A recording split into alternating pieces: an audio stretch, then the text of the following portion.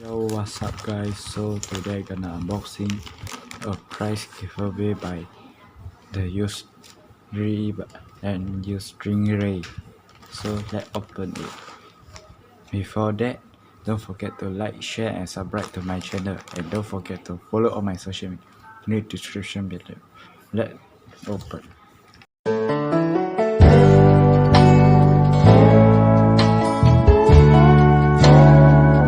So today I'm gonna unboxing this prize from Yusri The Yus Stingrays giveaway prize. Okay, let's open it.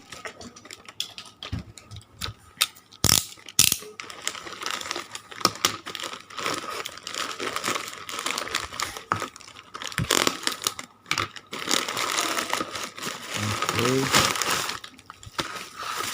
Let's go.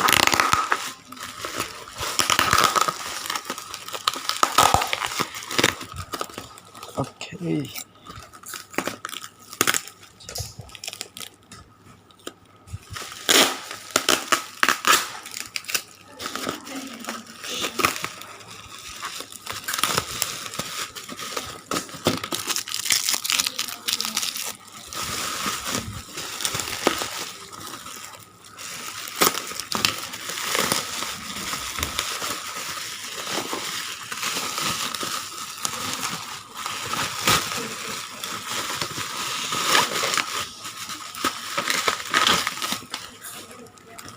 Okay, so kita buka lagi satu kali.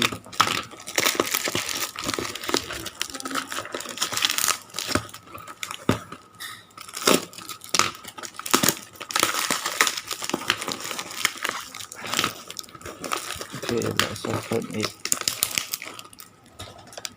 by scissors and this close it.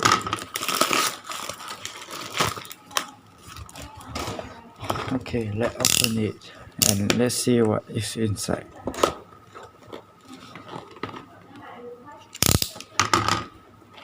Okay, price B or what?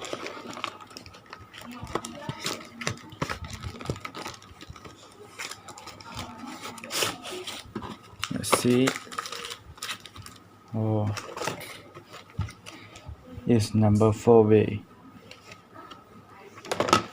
Get Ginga and Wave. Let's see it. So today we'll not have a test team or test battle. Today just an unboxing video.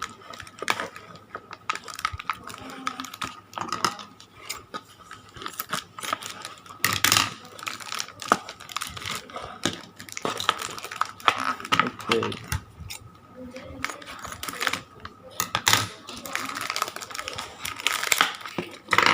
Okay, and the driver.